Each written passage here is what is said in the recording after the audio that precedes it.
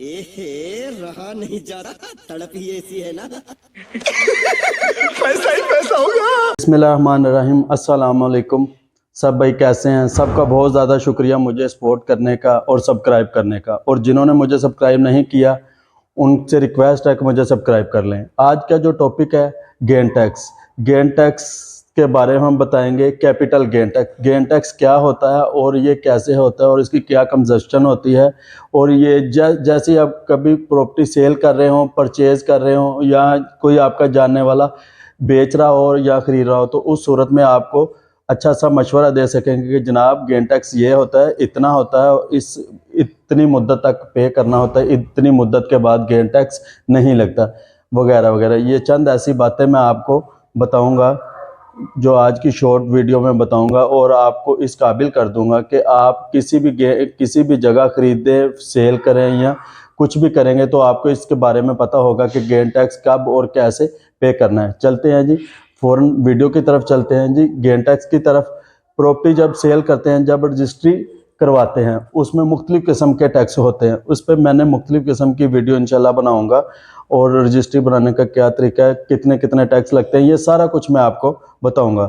पहली बात यह है कि कभी भी गेन टैक्स फिक्स नहीं होता कि फ़लाँ टैक्स कितना है कितना नहीं। पहली बात तो ये है, बेसिक ये चेंज होता रहता है, बदलता रहता है। बाज़ दफ़ा ऐसे होता है कि फ़लाँ टैक्स जो है 3% लगता है, और इतना होता है, इतनी मुद्दत के बाद लगता है, और इसके बाद गेन टैक्स नहीं लगता। ये जो है प्रॉपर मैं आपको गाइड करूँगा, इसके बारे में इंफॉर्मेशन दूंगा गेन टैक्स कब और कैसे किसी ने पे करना है।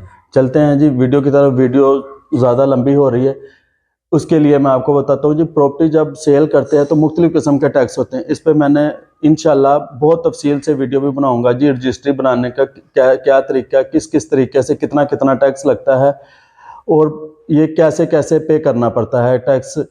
कोई भी टैक्स ये फिक्स नहीं होता, क्योंकि ये वक्त के साथ टैक्स बदलते रहते हैं। बेसिक ये एक चीज़ रहती है, बाकी टैक्स जो हैं वो मुख्तलिफ होते रहते हैं। फ़लाँ टैक्स इतना है, और कुछ ऐसे टैक्स हैं कि फ़लाँ टैक्स 3 किस्म का है, और कुछ ऐसे भी है नोटिफिकेशन आ जाता है जी 4% पे करना है। पिछले दिनों में आप सुना होगा कि परवेज़ लाई ने पंजाब टैक्स पे नोटिफिकेशन जो है 4% ड्यूटी फ्री कर दी थी बाय सेलर। ये ऐसे चलता रहता है। इसके लिए इसको आपको इन चीज़ों के बारे में पता होना चाहिए कि गेन टैक्स कितना है और कितना नहीं है। और गेन टैक्स 1% भी बड़ी बात होती है। जो बंदा ले रहा है ना, मतलब जो इन्वेस्टर है या कोई भी है, वो ले रहा है, तो उसके लिए एक गेन टैक्स भी बहुत है। ये जो gain tax, capital gain tax है, इसका मकसद क्या होता है, ये क्यों लगाया जाता है? जो बंदा प्रॉपर्टी का काम कर रहा है या प्रॉपर्टी बेच रहा है, उस बंदे को जो नफ़ा हो रहा है, उस आदमी को वो नफ़े से जो गेन टैक्स है वो कुछ ना कुछ सरकार को पे करना पड़ेगा, यानी कि गवर्नमेंट को टैक्स पे करना पड़ेगा। यानी कि ये वो वह गेन टैक्स है जो बेच रहा है उसे पे करना पड़ेगा। बाकी सारे जो एक्सपेंसिव है वो ख़रीदने वाले को लगते हैं, और जो गेन टैक्स है वो बेचने वाले को पड़ रहा होता है, जो बेचने वाला है। होता ये है बाज़ औक़ात इसमें बहुत क्लेवर लोग होते हैं। वो क्या करते हैं जी, वो स्टाम्प में गोलमोल सी लिखवा लेते हैं, एग्रीमेंट में लिखवा लेते हैं, सारे अखराजात लिखवा लेते हैं, सारे अखराजात रजिस्ट्री के जो भी हैं वो सारे वो लिखवा लेते हैं कि जो है ना, जो भी खर्चा रजिस्ट्री में आएगा वो जो है वही करवाएगा रजिस्ट्री करवाने वाले। जब पैसे देने की बारी आती है तो उन लिखा होता है कि जी सारे पैसे, जब पैसे देने की बारी आती है तो वो कहते हैं जी सारे पैसे आपने पे करने। बहरहाल इस तरीके से चक्कर दे के कुछ लोग एक गोल सी बात लिखवा के तो कर लेते हैं। कुछ लोग ऐसे भी हैं कि क्लियर कट भी बोल देते हैं कि गेन टैक्स भी जो बायर है वो ही पे करेगा, लेकिन ये लीगल नहीं है। गेन टैक्स वही पे करता है जो नफ़ा उठा रहा है प्रॉपर्टी से, वही गेन टैक्स भर रहा है, और वही गेन कर रहा है तो उसे ही पे करना पड़ेगा, उसे ही पे करना पड़ेगा। बहरहाल फिर भी लोग करते हैं, तरला कर लेते हैं, कोई सिफारिश कर लेता है, कुछ कह देते हैं जी गेन टैक्स हमने नहीं पे करना, आप पे करें या दूसरा। अच्छा जी, गेन टैक्स करना तो है, वो तो करना पड़ेगा। अच्छा जी, गेन टैक्स कितना है, कितना पे करना पड़ेगा?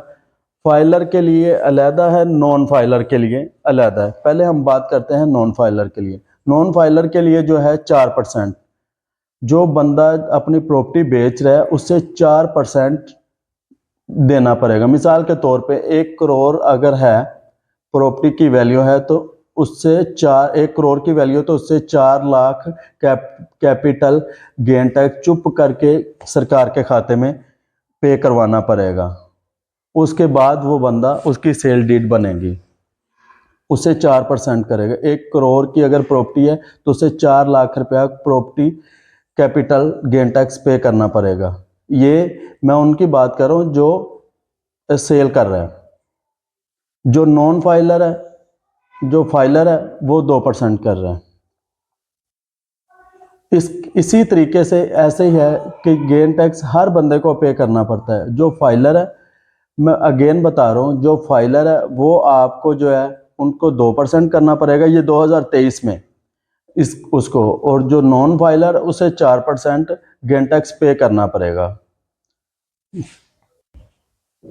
जो फाइलर है इनकम टैक्स जमा करवा रहा है, गोशवारे जमा करवा रहा है, उससे 4% नहीं, उससे 2% जमा करवाना है। बिग अमाउंट है फिर भी, जहां 4 लाख जमा करवाना पड़ता है फिर भी 2 लाख उस फाइलर बनने का उसे फ़ायदा है। मोस्टली एक मेरी तवज्जो बात से सुननी है, जो खरीद रहे हैं या बेच रहे हैं, जो वकील नहीं कहते हैं या कोई भी आदमी है, किसी से भी आप करवा रहे हैं रजिस्ट्री, तो कोई भी बंदा वो बोलता है जी आप खर्चा लिखवा लाएं, तो आपका ना मैं प्रॉपर खर्चा, वो खर्चा लिखवा लाते हैं कि कोई बंदा सपोज देता है 10 लाख का है या 5 लाख का है, जितना भी खर्चा वो सारी रजिस्ट्री का खर्चा लिखवा लाता है। और वो वेरीफाई भी करना चाहे तो वो जहाँ से मर्जी करवाए तो वो 10 लाख ही लगेगा या 12 लाख ही लगेगा, तो ऐसा ही होगा। होता क्या, वो क्या करते हैं, वो चुप करके आईडी कार्ड की कॉपी लेते हैं और उसको खुद ब खुद फाइलर कर देते हैं। आप नॉन फाइलर हैं, आपको पता ही नहीं एनटीएन क्या चीज़ है। वो चुपके से आपको, जो बंदा रजिस्ट्री करवा रहा होता है, आईडी कार्ड लेता है, उसको एनटीएन उसका नंबर बनवाता है और उसे फाइलर कर देता है। सपोज दे रहा हूँ कि आपका 4 लाख खर्चा है ना, तो आप नॉन फाइलर हैं, तो आपको वो बंदा फाइलर करके 5 से 10 हज़ार रुपया खर्चा करके, तो वो आपको जनाब जो है फाइलर करके तो सारी फीसों को वो फाइलर कर लेगा। फाइलर करके वो आपको, जब आपने वेरिफिकेशन कर ली है कि यार मेरी रजिस्ट्री पे 5 लाख रुपया लगेगा, सारा कुछ उसने 2 लाख रुपए का आराम से काम कर लेना है। अगर तो आपने ये मेरी मुकम्मल वीडियो देख लेनी है ना, तो आपको समझ आ जाएगी कि फाइलर और नॉन फाइलर में क्या है। और अगर आपको फाइलर कर देता है तो उसको किस तरीके से आप चेक करेंगे, ये भी प्रॉपर आपको बताया जाएगा। उसके लिए आपको उनको बताना चाहिए कि रजिस्ट्री वाले को उसकी प्रॉपर रहनुमाई करे और बता के फीस लेनी चाहिए कि मेरी इतनी फीस है, 2000 या 4000 नहीं है। और इसके लिए मैं आपको नेक्स्ट वीडियो में प्रॉपर बताऊंगा कि ये किस किस तरीके से किया जाता है। और आज के लिए इतना ही काफ़ी है। अगर कोई मेरी बात बुरी लगी हो तो उसके लिए सॉरी, और अगेन मैं नेक्स्ट वीडियो में आपको प्रॉपर बताऊंगा। और बहुत शुक्रिया। अस्सलाम वालेकुम।